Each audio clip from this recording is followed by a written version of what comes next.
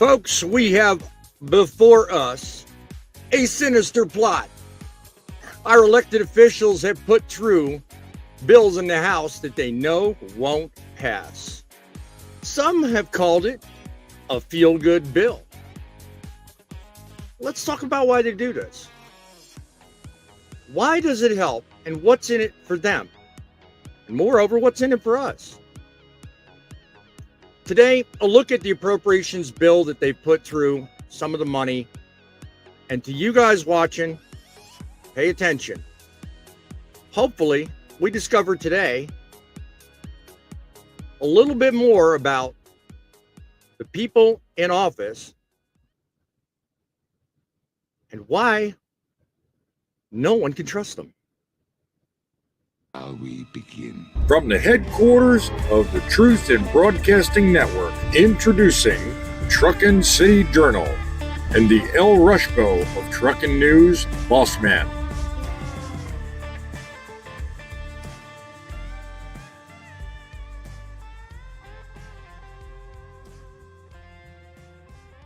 Ladies and gentlemen, welcome to the show that puts the pedal to the metal on all things trucking. We are all about making sense to you. We are Truckin City Journal. Slightly different than my flagship show, but it does the same. I come before you with a news story that really matters, and I pull some of the issues from it, and we sit here and talk about it. Now, it may not be a full hour show, but I'll tell you what, it's an important one, and one I feel passionate will make the difference. We are the show that all others cannot be. Don't just sit back and watch all the news footage. Read the news articles, because anyone can read news. Anyone can talking points from the AP or from Reuters. Mainstream gives you propaganda.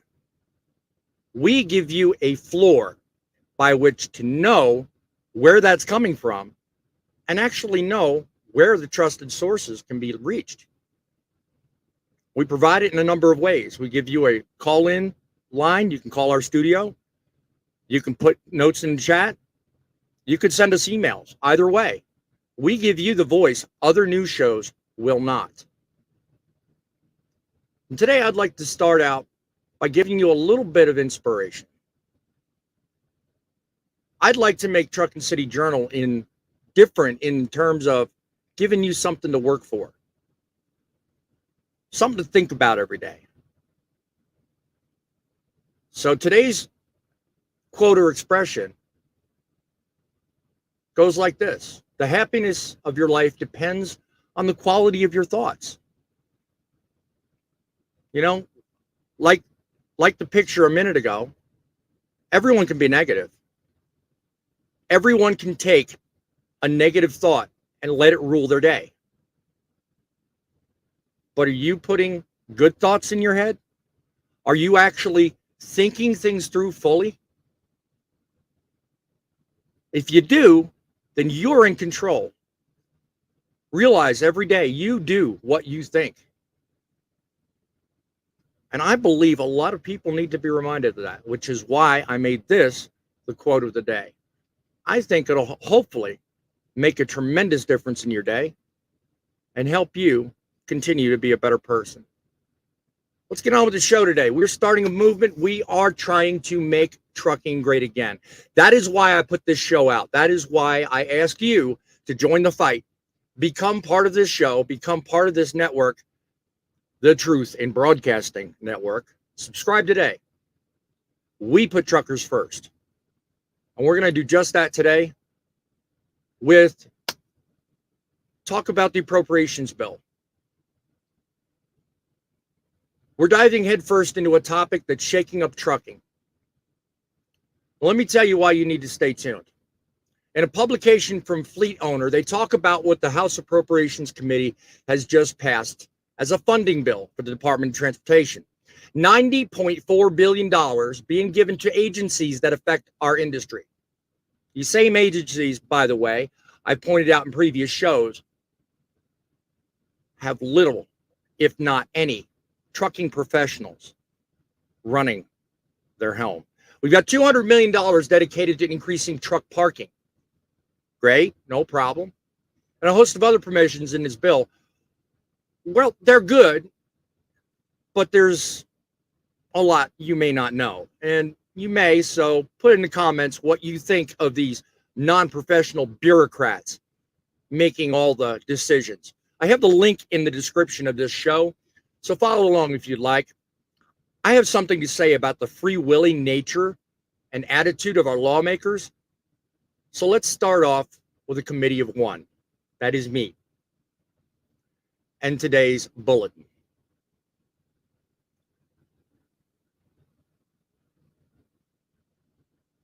Ladies and gentlemen, let's cut through the noise and let's get to the heart of the matter. The latest funding bill passed by the House Appropriations Committee is being paraded around like it's the answer to our prayers. But let's not be fooled by flashy numbers and empty promises. We've been here before, and we've seen this song and dance time over time. First off, $90.4 billion for the Department of Transportation, Housing and Urban Development, and related agencies. Sure, it sounds impressive. Well, let's dig deeper. They've thrown us a bone with this $200 million truck parking availability. There's quite a few other little gadgets in here. Let me get the right slide. Come on, where'd I put it? There we go. $200 million for truck parking. And while it's a start, it's hardly revolutionary. We've been screaming for more parking for years, and now they decide to act? Yeah, with very little time to really actually make decisions and actually pass anything. What took them so long? It's a drop in the bucket compared to what's really and truly needed. Let's talk about the other so-called victories in this bill. Barring electronic logging device mandates for livestock carriers, prohibiting speed limiter requirements for heavy commercial vehicles. These are just good steps, but they're not new ideas. These are good steps. They've been on the table before, and honestly, wouldn't even have to be here to begin with if we had people that actually understood the industry making the decisions. Instead, we got bureaucrats who've never set foot in a truck once in their life. Then there's the industry. Keep my eye teeth so I can see what I'm saying. Then there's the industry or issue of funding reduction for DOT grant programs. Let's be honest, throwing money at the problem hasn't worked. We've seen billions wasted on projects that don't even address real issues we face. What we need are educated decision makers, people that have real world experience in trucking, people who can make informed and practical decisions rather than pushing paper and passing the buck. And don't get me started on this nonsense about combating greenhouse gas emissions.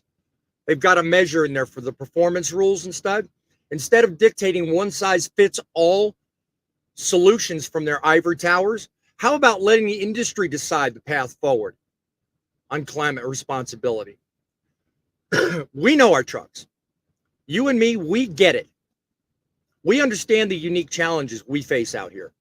We are more than capable of coming up with these practical and effective measures to reduce emissions without strangling our industry in red tape and BS, bureaucratic, unrealistic deadlines. In fact, comment down below if you think you know somebody that could do better than these crackheads up there. In conclusion, this funding bill is a classic case of too little, too late. A hodgepodge of half measures and band-aid solutions that do little to address the root problems in our industry. We don't need more government interference. We need freedom. Freedom to innovate and the autonomy to run our businesses as we see fit. We'll continue to fight this uphill battle of misguided policies and regulations. It's time for real progress. And with this upcoming election, think carefully before you cast your vote, because we need people up there who know this industry inside and out, not some card shark that's on a prowl for lunch with a teaser and then last minute yanked the table right out from under us. And that, my friends, is the bulletins. Put your thoughts down below in the comments. I'd like to know what you think of the bulletin. I'd like to know what you think of these lawmakers up here giving us half-ass solutions and giving us really only a taste of what really needs to be done. First of all, take a moment, go down below, like this video, like this broadcast, tell friends and neighbors we are here to help you make a difference. I have with me a couple of guests who probably feel equally as passionate about what I just said and in a lot of other areas and are currently going through struggles of their own. And we'll slightly close out the show with an update on some of that. But in the meantime, let's bring on two of my favorite regulars indeed, Grumpy Old Trucker and Driving with John. How are you doing, my friends? John, I understand you're knee deep and neck deep in a weight loss competition. How's that going for you? That's an interesting way to put it. It's going very well. It's going very well. I feel like Midlife is doing these daily vlogs on his channel, so Midlife Trucker, go check it out. So he's putting a little heat on me, I have to admit. The last video I saw where he dropped like 3 pounds and he's projected out to lose like a whole lot of weight. Yeah, he's worrying me a little bit, but I'll still win. I got secret cards in my pocket that nobody knows about. Driving with John will be victorious. So I don't doubt it, my friend. I got a lot of faith in you. I also got a lot of faith in you, Grumpy. You take the day usually with unknown surprises. I said you had a secret weapon. We all know what that is. You know, some of your medications, but nonetheless, I worry about you because sometimes you have a tendency of not remembering the basics. So I'll bet it's equally as troubling and challenging for you to get this weight loss thing down. But like I said to John, I have faith in you, my friend. How do you think it's going? How do you think it's going? You know, I guarantee I'm going to drop something off. I mean, I'm not going to be probably as skinny as them two, but I'm going to try my best. You know, because I've got some grandbabies that are looking forward to their grandpa to be alive and around them. So I've got to do something with my health. God bless it. Yeah. You are the one in control of your health. So you have to make the last minute decision. And I got to tell you what, you seem to have, like I showed here in picture a minute ago, you seem to have a very positive attitude about it. So God bless you. I wish you both and Midlife, I know he's probably watching, all the best of luck. I hope somebody comes out. And in the end, whoever wins or whoever doesn't win, we are doing what's good for our health. And that's something that you watching this should pay a lot of attention to. I got another guest. Oh, go ahead, John. Sorry. Guys, if you don't know this yet, you can go watch my original video. If you want to jump in with us, with me and Grumpy and Midlife, if you can beat me, not beat them, if you can beat me, whoever beats me by the most wins a Driving with John hat. So if you want to throw your hat in the ring, I'll throw mine in the ring too. Let's do this. All right. So there you go. I know somebody who might just throw his hat in the ring. If not, he'll stay in your corner, giving you grief when you fail. Boom! Fake trucking. God bless you, my friend. How's it going? I certainly am not going to join any weight loss challenge. I wish you guys nothing but the best in it, though. Right. I do think John has a couple of aces up his sleeve that's going to shock the other two participants. So I'm going to put my money on Midlife Trucking. Give us the dirty down low. Come on now. Don't hold back. Did he just say he was going to put his money on Midlife Trucking? I am. Yeah. Thanks. I feel like hang on. Can someone get that knife out of the center of my back, please? What was that? What was that? He just pumped me all up and then slam. All right. We're all in this for the good and for the better. Whoever wins, good. Whoever don't, even better, because everybody's getting a positive out of this. All joking aside, I wish all of you the best of luck. Frank, Kate, what do you think about my bulletin today? Do you have anything comes to mind on that today? Well, obviously I don't like Big Brother overseeing everything in our lives, not just business. But the idea that we know what's best and we'll do what's right for the for the environment and things like that, I'm gonna have to go ahead and disagree with you on that one. Mhm. Just for the simple fact, take somebody like me. I drive a fuel efficient truck. I drive a truck that is equipped with, clean idle burning and all that. And I want the W900. I want the smoke out of my stacks. You know what I mean? Right. So But I can only speak for you myself. I certainly wouldn't do anything to. you had the freedom and autonomy, as I pointed out in the last part of that bulletin, to make that choice, and you decided to get the truck you wanted for the fuel efficiency reason and for the decision that you had control over your future. I mean, to the you point could my say it was a bulletin makes. choice. Well, to the point my bulletin makes, a bunch of bureaucrats in an office somewhere who have never done what you and I do are calling the shots and saying what we have to Yeah. do. And that's the And point like my I bulletin makes. And there's just no room in society for that. like I said, I don't really agree with that. But then again, that's why we elect people, because we think they have our best interests, all the way from your city government all the way up to the federal level. Right. We try and do what we can do, I guess. Yeah. I mean, don't get me wrong. There's a lot of good that comes out of this, such as the $200 million for parking. Everybody here on the panel knows we need more parking. We need it fast. And we need other solutions. But to say the least, parking will certainly alleviate a lot of stress that we're put under on a daily basis. The speed limiter requirements, who here wants speed limiters to pass? I mean, honestly, I don't know if there's really any room to do anything about the livestock issue. I mean, I always thought with the exemptions they have, I mean, who really worries about that? But I mean, there's some good stuff in it, but then there's also a lot of stuff that just wastes resources and time. And honestly, don't do a damn bit of good for the overall industry, just a specific sector. And that's where I'm saying, we need people that actually know, okay, industry wide, what makes it, what makes a dent, what makes a difference, instead of spending $90.4 billion on stuff that only helps part of the industry, why not collectively put everybody together in the same room and say, okay, this helps the whole industry. We wouldn't need to do all this stuff if they didn't pass the speed limiter BS to begin with. Whose bright idea was that? That wasn't somebody in the trucking industry. That was some manufacturer who thought it would be great to make money on the whole thing. Actually, go ahead, John. Oh, I'm sure. Go ahead, Pete. Go ahead, Fate. Go ahead.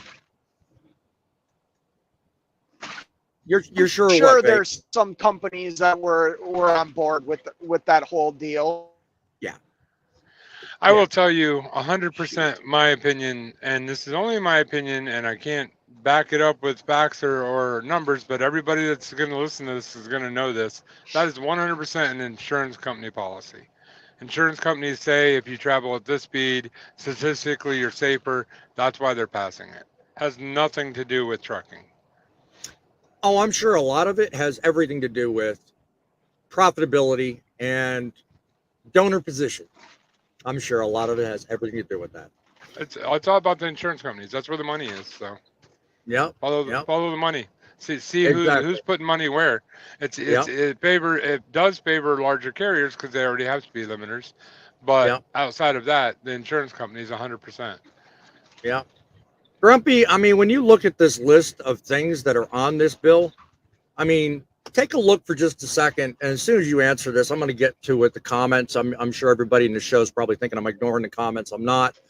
I'm just trying to time it a little differently. So bear with me, people in the audience. But Grumpy, what do you think out of that list of things is really the biggest waste of time?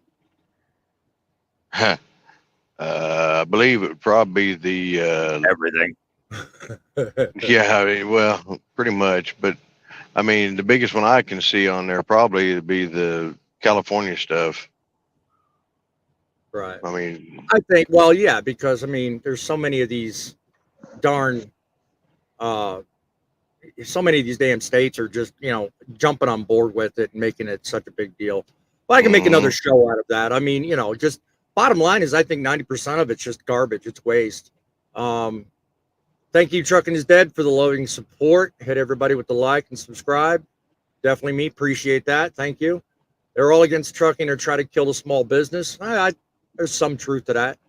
I mean, none of these policies ever really favor small businesses. I think in large part, most of them favor the corporate entrance. Shannon picking on, they do have mac and cheese, too midlife. We all know how much you love your mac and cheese. Everybody send midlife mac and cheese. Hey. Yeah. No, funny. I want to say kind of basically, once again, like I said on a past live we just did, it has to do with a lot of these pencil pushers and keyboard jockeys in offices that have never stepped a foot in a truck, have no idea about what trucking's all about, and don't care. Right. True that. Come on. I'm trying to get my my notes to cooperate with me here. You know what it's like with our government when it comes to trucking? It's like we're in the desert and we're dehydrated, right?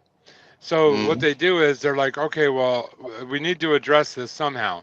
So what we're going to do is we're going to take all of these dehydrated truckers and we're going to submerge them in the ocean, and hopefully that takes care of the problem. Basically, that's a pretty mean way of looking at it. I mean, our government ain't that bad, really. Look, we've had all these problems for years, right? So what do? They throw this thing out here, throwing all this money at it, just at about 1,000 different problems, fixing none of them. No, you're right. None of the problems. They're basically trying to kill us with the one thing that we actually need help with, and that's money. But the problem is they're putting the money in places that honestly only helps this much. Don't get me wrong, truck parking important. A lot of things out in there are important, but some of it's a little too late and not enough. Very true. Very true. It can be a problem. I mean, especially when you're talking about, the difference between actually succeeding and making an industry better and making it fall apart. To Trucking is Dead's point, they're just trying to kill the small guy, and it's really a downright shame when you think about it. Come on, where am I going here? My controls are not working right. If you were to make any changes, Fate, what specifically would you change? Do you think anything on that list I brought up earlier represents a complete waste of time? So I cannot read the list. Maybe you could kind of go over the list with me real quick. Sure, not a problem. Is that okay? Right. I mean, if you're asking me, I got no problem with that at all. I'd much rather, knowing you're busy and can't read the screen. First thing on the list is it dedicates $200 million to support truck parking availability. It bars electronic logging device mandates for livestock carriers, prohibits speed limiter requirements for heavy commercial vehicles, blocks congestion toll programs, limits support for California and Washington meal break, rest break rules, the state of Washington, combats traditional greenhouse gas emission performance measurement rules, and reduces funding for DOT grant programs. It's quite a list, quite a large one. Well, okay, so okay, go ahead. I heard like 3 things on there that were good. Right. Am I missing something here? No, I mean, yeah, we'll probably agree on truck parking, right? Yep. And the speed limiter requirements. Yep. And I'm kind of guessing on this one, but I think you'll agree with blocking congestion toll programs. Yes. Which, other than that, okay, go ahead. Which let's talk about the things we like here real quick. Mm-hmm. The lane I run, which is the Midwest out to the East Coast, if I choose to take toll roads, they, minus the Indiana toll road, they're like stuck in the 60s still. you stay on 80 and you do not, you don't have to go through the toll booths anymore, which is super nice, super convenient. There's more parking, like in Indiana and stuff like that. Now they've like the rest stops that they redid are just massive. The speed limiter things, I don't want to be told what I need to put in something I own, right? Like I just don't agree with that. Right. If they made it a mandate, well, then it's my responsibility as a business to either work within the guidelines of what my business operates in or find something else to do. You know what I mean? Very true. Very true. They're not taking my freedom away because I still have the right to choose what I do. They are imposing that I do something to something I own, which I have a problem with. I think all of us can say that without a doubt. But if you're asking me, I mean, honestly, I think I think money should go to training. I think truck 100%. parking and training would be where I would want to see a large portion of money. Like if I was sitting, as you guys say, a pencil pusher and or keyboard warrior, that's where I would say I would want the money to go. I agree with you on that. And unfortunately, last line item, which I got my finger pointing to right now, this appropriations bill reduces funding for grant programs. So unfortunately, training would be negatively affected because that's one of the things DOT does. Well, grant programming, it depends what grant they're talking about. Because during that, what we experienced a few years ago is the federal government gave states so much federal money and grants for people to get their CDL licenses. So maybe that's what they're cutting the grants on. Unless it says exactly what the grant money is being used for, we're just speculating. Very true. Very true. Very true. And we're sitting here talking about, what specifically may be in it. Really, the majority of the bill itself has already passed. I mean, most of this stuff has already been set in motion. What we're talking about here is the appropriations, which is the funding for it. Now, Midlife pointed out in a previous show exactly what I put in the second slide and second half of the bulletin, which is it's all a feel-good bill. All this stuff is designed to do is engender an emotional reaction out of the average everyday voter and inspire them to vote their conscience. They'll do it now mostly knowing that a feel-good bill is in the works. It'll either inspire them to vote because they don't like it or because they approve of it. So it's really there for a smokescreen, and really 90% of it is just that, smokescreen only. Can I interrupt real quick? Go ahead, Fate. You're important. Your opinion is important.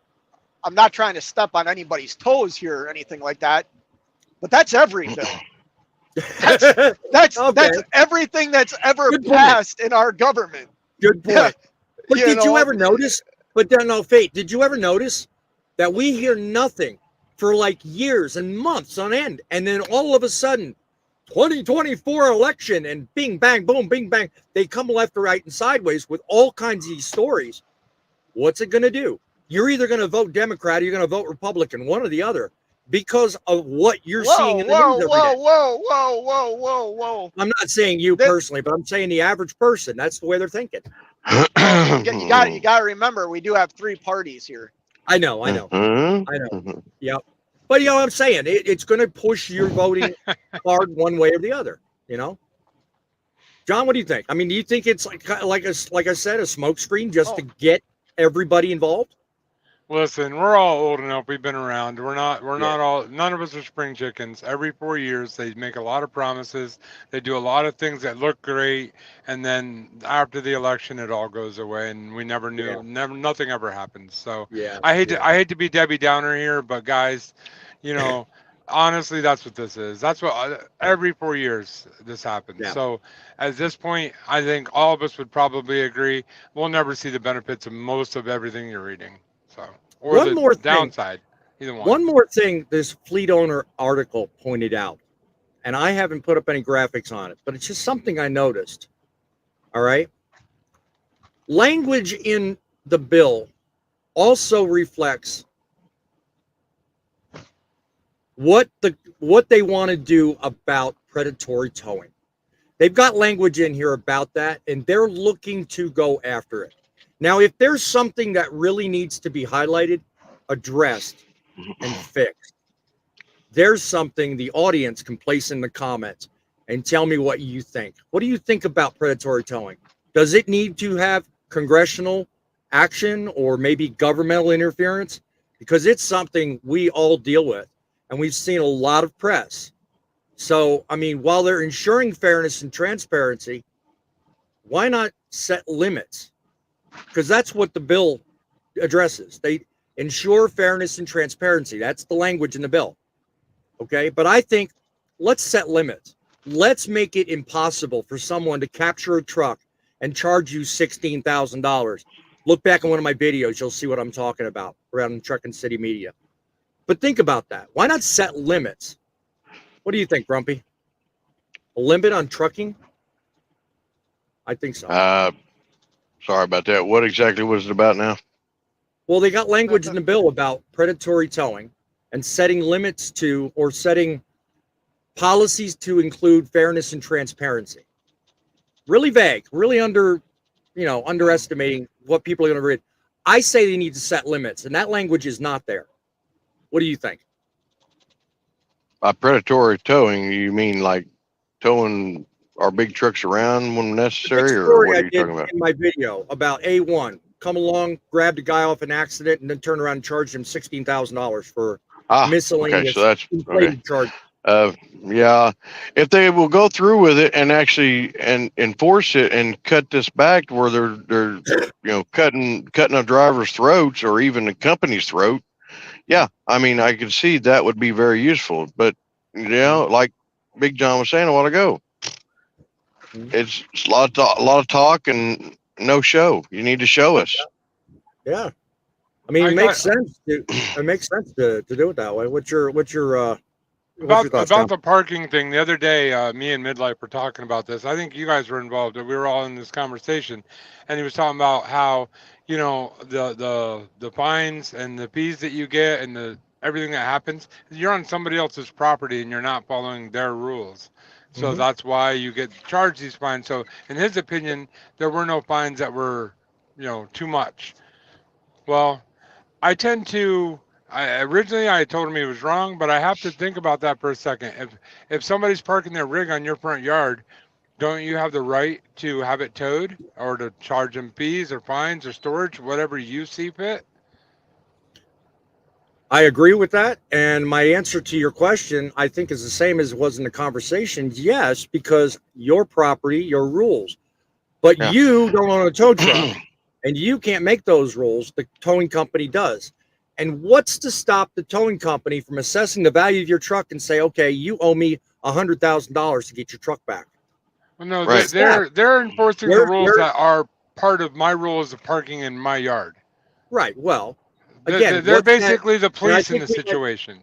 I think we had this discussion. And I didn't bring it up. That's the problem. They're not. Towing companies are not the police, John. They have no authority.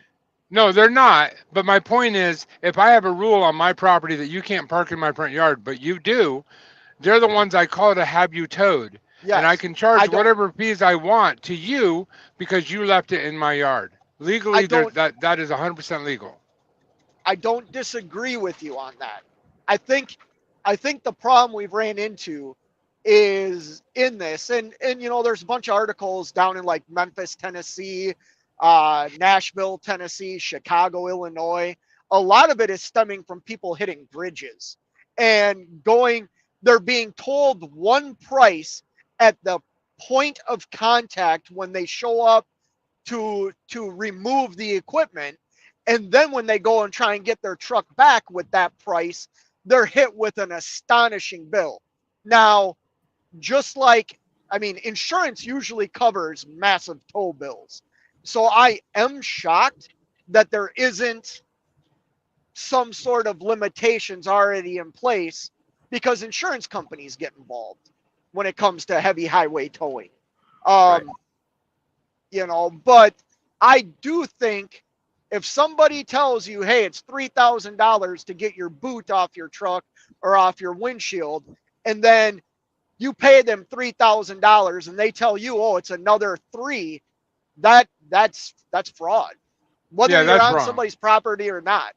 I Yeah. agree with that. That's Well, wrong. I agree with Fate on that. The problem is, just like in my home state, they have a whole different ballpark of laws governing how tow trucks operate. So each state has their own governments that individualize how a tow truck operation can be. They have the way they're allowed to charge everyday rate. They're allowed to charge certain things like chalk blocks and things like that. I mean, you name it. They have ways of making money. I used to be a tow truck driver hauling cars, so I know this is basically the same concept. Yep. Yep. Yep. Well, guys, I mean, I'm going to catch up on the comments here because I think we owe it to the audience. They're contributing. So, we have, stop it. My computer's going nuts here. We have Griff US, Griff had to adult some to see if they can make it where you can. I get what he's saying. Have to add it to where you can have to know or be proficient in English to communicate. And it's not part of that, Griff, but you make a good point. Yes, that would be a good thing to. That. Yeah, definitely. Midlife contributing to our discussion we just went through. Why not set limits on freight rates? It helps to keep inflation down, right? No. Mm, Actually, it's the other way Hey, around. Inflation is what decides what the rates are. well, he's got a ABC News article. I don't know if he's trying to stir up the conversation, but I'll definitely pull it up. No, that's the next one down. Yeah. Yeah, yeah. I think that would show you who the real businessmen are, businessmen and businesswomen. 100%. I think. Well, I was just going to say. I'm not saying I'm fully against that, and that might sound ludicrous, but I'm not. I mean, I want to make as much as possible. Don't get me wrong. Right. But I think you would learn real fast who the businessmen and women are in this country. WCF Invader is opining on the link. He's the one that put the link up. He's telling us, click the link if you dare. News media is reporting a truck driver caused a double fatality yesterday. I-70 in Missouri. Watch the dash cam in the link. It shows a four-wheeler. Okay. Good deal. I appreciate that. Good that you're sharing. I will look into that. And if it's newsworthy and worth reporting, I will do another journal on it. And I'll certainly opine on that. And I feel like there's a shortcoming out of that. Could be. You never know. Dude, let me tell you, WCF Invader just started a thing. And I want to remind you in the audience, if you have any news you'd like shown every day on this show, by all means, do something. Don't just stand there and watch the show. Give us the information we need simply by emailing the show. That's Truckin News at Outlook.com. That's Truckin News at Outlook.com. You can help contribute to making trucking great again. WCF Invader, I thank you. That's a great thing. I'm glad you did that. Look, guys, at the end of the day, I mean, you know what? You guys need to know what's right and what's not. I'm here to tell you my opinion on all these things. Go ahead, Fake. I was going to say, can I make a dumb argument about something real quick? Stir the pot a little bit. There's no such thing as a dumb argument. There's just. Or do you want to? Dumb arguments. You want to read some more comments? Go ahead. Okay. So this goes on the emission systems of the trucks, right? Uh-huh. And by no means like are we getting like I choose not to get political, right? But yeah, people. Yeah, and I'm not saying I support or don't support this. I'm just saying something. You'll hear it a lot on like mainstream media. people that really support like the Second Amendment. We should have the ability to basically have the same weapons that our military has, right? To stop tyranny. Why can't we have the same vehicles that the military has? Meaning the military does not have, they have diesel engine vehicles that don't have after treatment systems on it. Why? Because the military has deemed them like a problem. What's the word I'm looking for? Like an issue. So they refuse to put them on military equipment. Because Well, they're going to blow up a city. The last thing they're worried about is NO2 emissions. Well, I'm just curious. Why can't we drive the same stuff the military has? You know, why can't we start that movement? Yeah. I get where you're going with that. The federal government, which is part of the the military and funds the military, doesn't require them to put after treatment systems on their diesel engines. Very true. But very true. They make us. Yeah, that's a good point to raise. I like that. What do you think, John? I get where you're going with that, and I'm not going to say I disagree 100%, but let me ask you a question. If you have to do a regen sitting in a truck stop parking lot, what does it really affect? Now, in the middle of a war, in the middle of a battle, when a truck has to do a regen, it could be lives on the line. So, a little different, but. Well, I can make that argument for the Second Amendment. And you can also make that argument for you, Fate, because you drive a reefer truck. No, you drive a reefer truck. The stuff you have is time sensitive and cannot sit there waiting on a regen. That's not true. Am I right? But am I right? No. Well, no. Nah, come on. That's now. a reach. I wish I could say yes. I was just trying to do something. I was trying funny. to give you props, dude. Come on now. I will tell you the difference between the Second Amendment and what you're saying. The Second Amendment is a right given to us by our Constitution, and nowhere in the Constitution that says you have a right to drive the same vehicles as your senators and presidents do. Trust me, I wish that we could. 100%. Wait a minute. Does the military have Humvees? Yes. Can you go out and buy a Humvee? Yes. Yeah. Can you haul 80,000 If it's a diesel engine, it's gonna have an after treatment system on it. By law, it has to. Yeah. Is a Humvee a military piece of equipment? There's still an exemption on that, Fate. The government can give themselves exemptions. Okay. You know that, right? I'm just fucking. Oh, sorry. I'm just screwing around. That's all right. This is like when we're backstage, guys. I'm not. Dude, that's the passion I want, because that's what truckers are. We're passionate about what we do. This is actually tame compared to backstage, but yes, I agree. Yeah. Last comment I'm gonna entertain. You can put MRAPs in an auction, but I agree, as a veteran, I feel if I owned a newer truck, if I want to remove it, I can. Good point, my friend. And I think his comment basically speaks to your earlier point, Fate. We should, by rights, have more freedom and flexibility to make the decisions we want in this country when it comes to how we run our business, what decisions we make, how fuel efficient we want to be. These people up in office do not, under any circumstances, understand what it is we need. They don't get what it takes to run this country. So let me tell you something. When it comes down to it, we'll continue to fight this uphill battle. We'll make them realize these misguided policies and regulations are just that, misguided, and do not represent the majority of us. Join the fight. Continue to look, watch, subscribe, and like.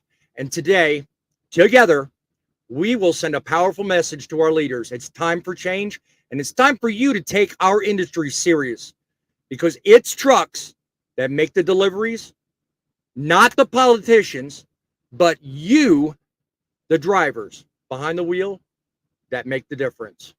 Till next time, guys, do me a favor, keep between the lines, keep the faith, and by all means, keep it rolling.